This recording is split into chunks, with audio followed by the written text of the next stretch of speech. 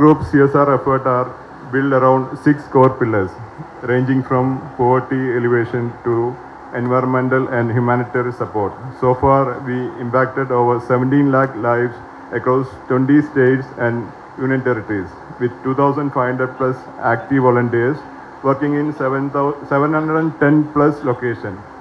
We spend over 310 crore on CSR initiatives across India. The difference we make: 2-day CSR leave policy for our employees, up to 5% profit for CSR, women-focused approach, employee engagement, decentralization operation, alignment with UN SDGs. One of our flagship projects, Hunger Free World, ensure over 60,000 meals are served daily to the underprivileged. It also includes education through micro-learning centers, health camps, clean water projects, and even shelter for street dwellers. Till date, we served over 25 million meals and reached 112 cities under this project alone. We've set up 716 micro-learning centers, helping over 32,000 out-of-the-school children rejoin mainstream education. Most of these children come from extremely vulnerable backgrounds. Our aim is to restore not just education, but hope and dignity. Before and after pictures. Another unique initiative is Grandma Home, safe space built for elderly destitute women rescued from the streets. Currently, we operate 2 homes with 4 more under construction projects. Over 183 women have already found shelters and care through this initiative. Under construction projections.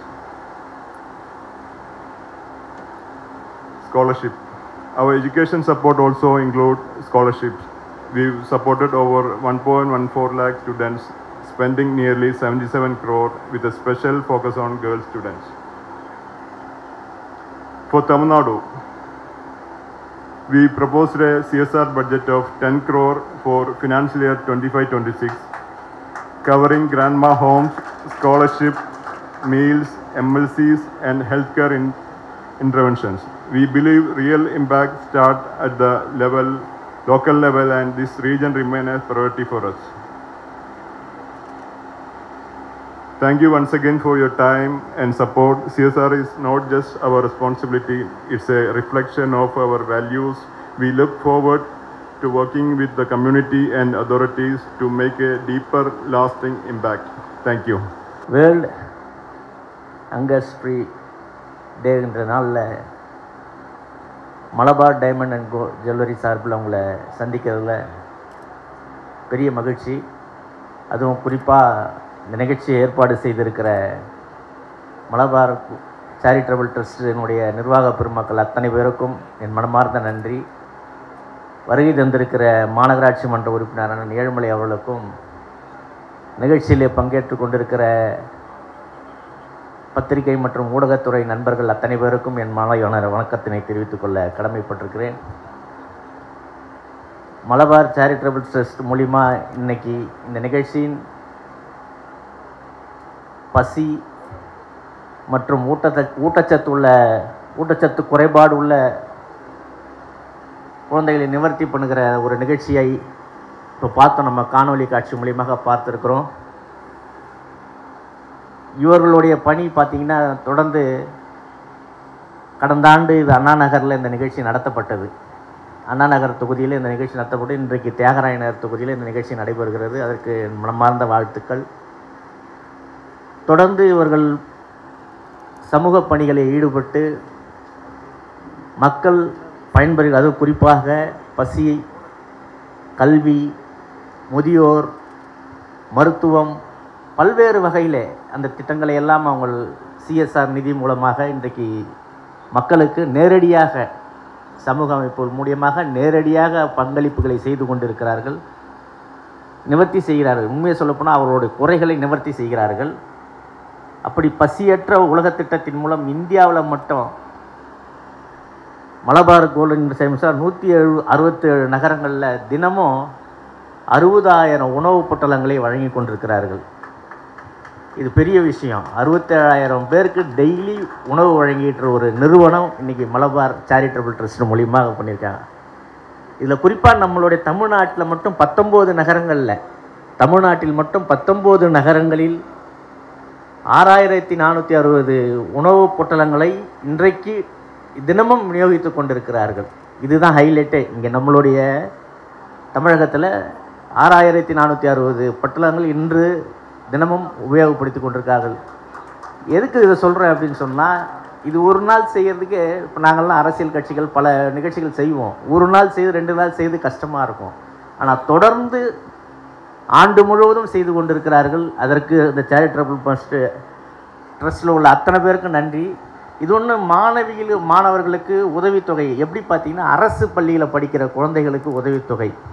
இது முதல்ல கடந்த 2022 நினைக்கிறேன், நான் தான் முதல்ல மாண்புமிகு பள்ளி கல்வித்துறை அமைச்சரை வச்சு தியாகராய நகர் தொகுதியில் தான் தொடங்கி வச்சேன் அந்த திட்டத்தில். அதில் பார்த்தீங்கன்னா இங்கே ஒரு மைல்கல், அதாவது ஒரு அரசு பள்ளியில் படிக்கிற ஏழை மாணவர்களுக்கு ஒரு மைல்கல்லாக இந்த கல்வியாண்டில் இந்தியா முழுவதும் அவர்களுடைய பங்களிப்பு 30,000 அரசு பள்ளி மாணவிகளுக்கு உதவித்தொகை வழங்கியிருக்கிறார்கள். இந்தியா முழுவதும் 30,000 மாணவிகளுக்கு உதவித்தொகை வழங்கியிருக்கிறார்கள்.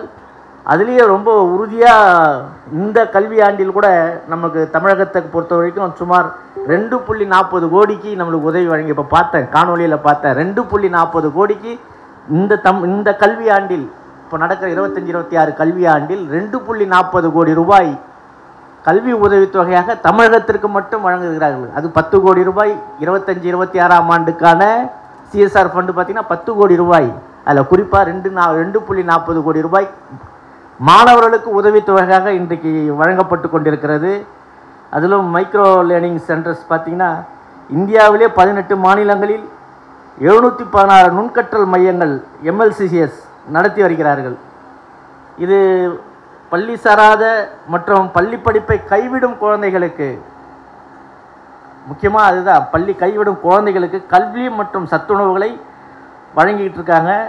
இது நம்ம தமிழ்நாட்டில் 2 நுண்கற்றல் மையங்கள் இன்றைக்கி நடத்திட்டு வராங்க, 2 நடத்திட்டு வராங்க. இப்படி நான் சொல்லிக்கிட்டே போகலாம். இவங்களுடைய பணிகள் நான் பார்த்த வரைக்கும், இது நான் எனக்கு தெரிஞ்ச வரைக்கும் இந்த பகுதியில் இந்த நிகழ்ச்சிகளில் நான் எத்தனையோ நிறுவனங்கள் பண்ணியிருக்கிறோம். ஆனால் இவங்களுடைய நேரடி நிறுவனமாக இந்த நிறுவனம் இன்றைக்கு மக்களை சென்றடைகிற வகையிலே, ஏழை எளிய மக்கள் இன்றைக்கு பயன்பெறுகிற வகையிலே பல திட்டங்களை தீட்டியிருக்கிற மலபார் குழுமத்திற்கு என் நன்றியை தெரிவித்துக் கொள்ள கடமைப்பட்டிருக்கிறேன்.